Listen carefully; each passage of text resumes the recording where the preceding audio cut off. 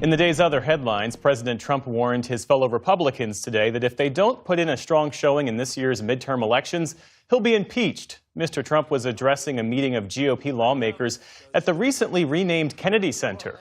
He described Democrats as mean and smart, highlighting what he sees as the stakes in the upcoming vote. You got to win the midterms, because if we don't win the midterms, it's just going to be, they'll find a reason to impeach me. I'll get impeached. Hi guys, Adam speaking. So what just happened, the most honest and most terrifying assessment of Donald Trump's political future, did not come from a prosecutor, a legal scholar, or a Democratic strategist. It came from Donald Trump himself. In a closed-door meeting with House Republicans, the president looked his own allies in the eye and said something that should send chills down the spine of anyone following American politics. President Trump says he's worried Democrats will impeach him if Republicans lose in elections later this year. Trump made the statement during a retreat with House Republicans in Washington, urging them to trumpet his policies as a roadmap to victory. Niall Stanage, White House columnist here at The Hill, joins us to discuss. Hey, Niall, so when I heard the president say that, I thought, he's probably right. He probably is, as a point of fact, Drew. I would say he almost certainly is. If Democrats get a majority in the House, it seems extremely likely to me that they would launch impeachment proceedings against him. Now, of course, impeachment and conviction is those are two very different things, as we learnt during President Trump's first term when he was twice impeached but never convicted. But yeah, I suspect that this will go ahead if Democrats get control of the House. He told them, and I quote directly, "If Republicans lose their majority in the midterms, I will get impeached. Not might, not could, will." Think about the weight of that. The President of the United States in a private room with members of his own party admitting that the only thing protecting him from a third impeachment is a razor-thin 4-seat House majority. That statement is not a prediction, it is a confession. Trump says the roadmap to victory in the midterms is championing his policies. That probably depends on how the economy looks when elections actually happen. But could actually the opposite end up being true? Do you think there's a scenario where Republicans, especially those in swing districts, think their path to victory is actually splitting with the president? Yeah, I think that's completely possible. It is certainly the case that President Trump's approval ratings right now are mediocre at best. I would imagine that some of those Republicans in the more competitive districts, Drew, would start looking with increasing concern at those numbers if they stay where they are now to, say, May, June, July. And that's the sort of time when we might see Republicans not really disavowing the president, but certainly trying to create some level of distance between him and their own campaigns.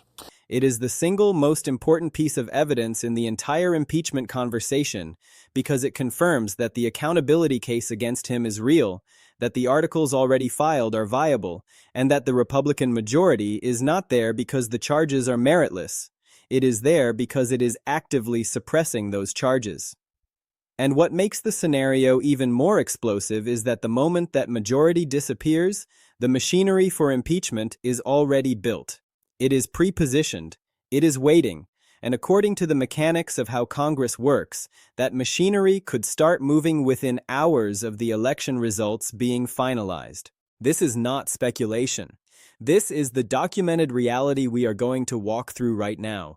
The articles that are already drafted, the legal theories that are already developed, the political pressure that is already building from progressive candidates who are telling primary audiences they will move immediately, and the frantic behavior of a president who knows exactly what is coming if the math flips on election night.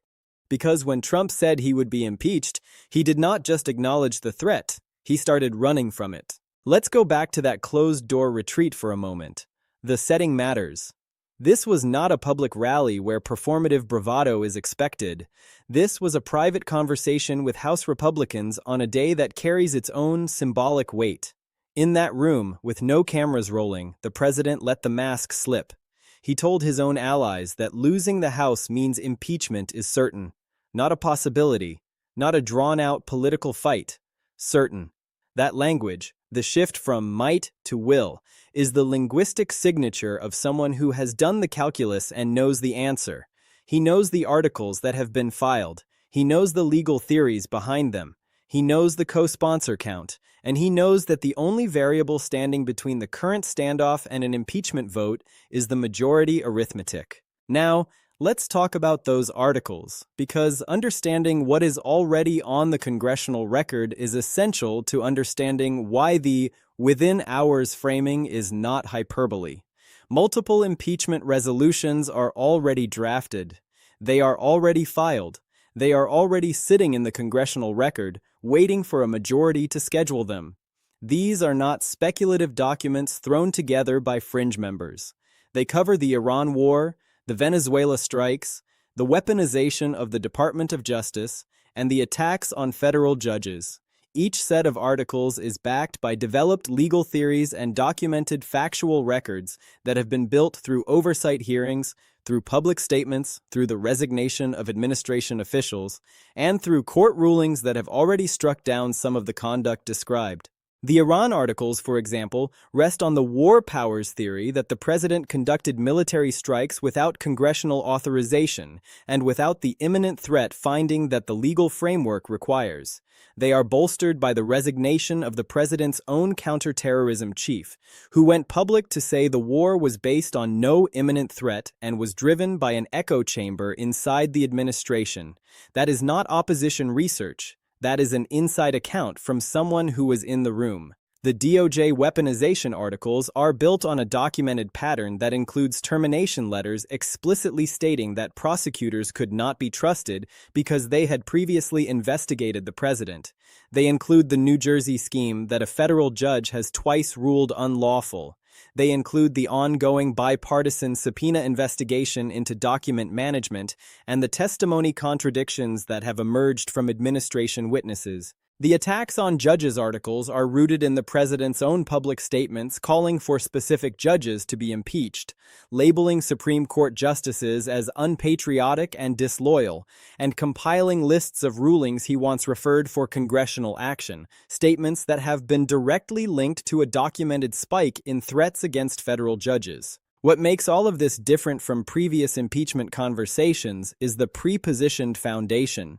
In the first impeachment, from the initial decision to proceed to the floor vote, the process took roughly 3 months. Articles had to be drafted, legal theories had to be developed, a factual record had to be assembled through hearings, a coalition had to be built.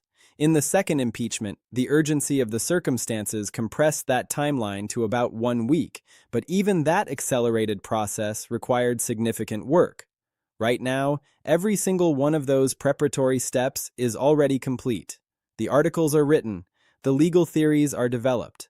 The factual record has been assembled through the oversight proceedings of the second term. The co-sponsor coalition is documented at more than 180 members.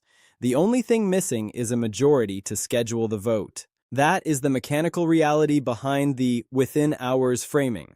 A Democratic majority that inherits this prepositioned foundation does not need to start from scratch. It does not need to draft new articles. It does not need to hold weeks of hearings to establish a factual record.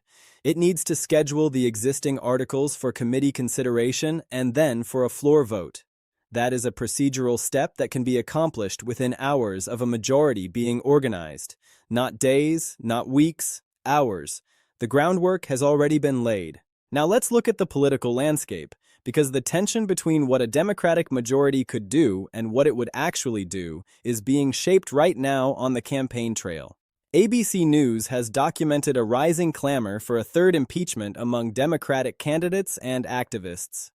Progressive candidates are telling primary audiences that they believe Trump has already committed impeachable offenses and that flipping the House means immediate action. CNBC has reported on congressional hopefuls calling for immediate impeachment over the Iran war, with one candidate saying Congress must immediately vote on a war powers resolution followed by articles of impeachment. This is not background noise. This is a specific political commitment being made to the voters who will determine the composition of the next House majority. The pressure from these candidates creates a dynamic that any future Democratic majority would have to navigate. The progressive wing that helps deliver the majority will come in with expectations based on those campaign trail promises. The activist energy that powered the flip will expect to see those promises honored. and the most direct way to honor them is to move quickly on the articles that are already waiting. At the same time, Democratic leadership has been maintaining strategic caution, focusing messaging on cost of living issues and the economy, acknowledging that the political calculus could shift. That caution reflects the reality that the pathway to a majority runs through competitive suburban districts where impeachment enthusiasm is lower than in safe progressive districts. The tension between those two forces, base pressure for immediate action and strategic caution about the political cost of that action, is the internal democratic dynamic that would determine the actual timeline. But the within hours framing captures the reality that the procedural capacity for speed exists and that the campaign trail commitments create strong political incentives to use it. Now let's talk about why Trump is behaving the way he is, because his behavior is the most direct evidence that the threat is real. The tries to flee framing in our title is a metaphorical description of the specific political strategy the president has been executing since that closed-door acknowledgement. He is racing around the country to hold the House majority. Every rally in a competitive district, every fundraising call for vulnerable House members, every political intervention in the specific races that determine the 218 to 214 majority is the documented behavior of a president who understands that his political survival depends on the outcome of specific congressional elections. He is not literally running from anything, but he is deploying every available political resource to prevent the electoral outcome that he himself has identified as triggering the most serious available accountability consequence. The current Republican majority is 4 seats. That means Democrats need to flip 5 seats net to reach 218 with a Democrat as Speaker. In a political environment with a presidential approval rating sitting at 36%, with 59% public opposition to the Iran war, with rising gas prices, with Supreme Court defeats, with judicial revolt, and with the overall multi-front collapse we have documented in previous coverage, the generic congressional ballot is competitive. The specific competitive districts that determine the majority outcome are the seats that both parties are focusing their resources on most intensively. Historical patterns suggest that a president at 36% approval heading into midterms is a significant drag on his party's congressional performance. But historical patterns are averages, and the margin is small enough that the political headwinds from the multi-front collapse are capable of producing a flip if they persist and compound through the election cycle. The most revealing evidence that the flip is a genuine possibility rather than a remote one is the president's own behavior. A president who is confident that his party will maintain the House does not tell his allies at a closed-door retreat that losing the House means impeachment is certain. He tells them that Democrats will try to impeach him but will fail because the case is meritless. The use of will instead of might is the specific word that reveals Trump's own assessment of the impeachment case's viability. And that assessment, from the person most motivated to find reasons to believe the case is not viable, is the most honest available evaluation of whether the articles are sufficiently grounded to produce the outcome they threaten. Trump's own statement is the single most important piece of evidence about the viability of the impeachment case.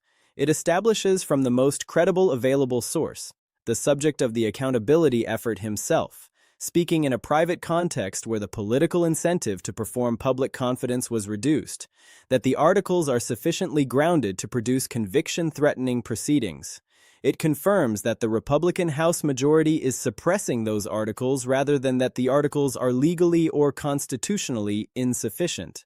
In a political environment where the president has consistently characterized every accountability effort as a witch hunt, this private acknowledgement that losing the majority means certain impeachment is a seismic admission. The procedural groundwork distinguishes this moment from every previous impeachment conversation. The articles are already drafted, already filed, already on the congressional record, already co-sponsored by more than 180 members, and already backed by developed legal theories and documented factual records. The only thing missing is the majority to schedule them. That prepositioned foundation is the mechanical basis for the within hours framing. A Democratic majority inheriting that foundation does not need to start from scratch. It needs only to execute the scheduling steps that can be accomplished within hours of being organized. The rising clamor documented by ABC News and CNBC is the specific political pressure that would make it most difficult for a hypothetical Democratic majority to delay impeachment proceedings. Progressive candidates are making campaign trail commitments that their primary voters and activist supporters will hold them accountable for after the election. A Democratic majority built substantially on progressive candidate victories in formerly Republican-leaning seats is a majority that has made specific promises about impeachment action. The tension between that base pressure and the strategic caution of Democratic leadership is the internal dynamic that would determine the actual timeline, but the within hours framing captures the political momentum that the Prepositioned foundation and the campaign trail commitments would produce. The specific variables that will determine whether the scenario unfolds are identifiable and trackable. The approval trajectory, whether the president's approval rating stabilizes or continues to decline through the midterm cycle, is the single most important political variable because presidential approval at the time of midterms is the most reliable available predictor of a party's congressional performance. The Iran war trajectory, whether additional casualties, additional strategic failures, additional inside resignations compound the public opposition into a specific electoral liability in competitive districts, will shape the political environment in the seats that determine the majority. The specific competitive seat dynamics, candidate recruitment, fundraising, local issue environments in the districts that determine the majority are the granular electoral variables that will ultimately decide whether the four-seat flip happens and the countdown begins. So here is the bottom line. Trump told House Republicans that if they lose the House, he will get impeached. Not might, will. That acknowledgement confirms that the accountability case is viable and that the Republican majority is the specific protection suppressing it. Multiple impeachment resolutions are already drafted, already filed, already co-sponsored by more than 180 members, waiting on the congressional record for a majority to schedule them. ABC News documents a rising clamor for impeachment among Democratic candidates and activists. CNBC documents progressive candidates calling for immediate impeachment over Iran. Legal analysis confirms that a Democratic majority could move the existing articles from committee to floor vote within hours because the preparatory work is already done. The president's frantic campaign activity in competitive districts is the documented behavior of someone who knows that his political survival depends on maintaining a four-seat majority and who is deploying every available resource to prevent the electoral outcome that he himself has acknowledged triggers a third impeachment. The countdown is real. The articles are written. The legal theories are developed. The co-sponsors are documented. And the only thing standing between the current rhetorical impeachment countdown and the within-hours procedural reality is one election night. We are going to be watching every development as the midterm cycle unfolds. Drop a comment below and tell me what you think. Does the House flip, and does the within-hours impeachment scenario become reality? Hit that subscribe button so you don't miss the next update. I will see you in the next one.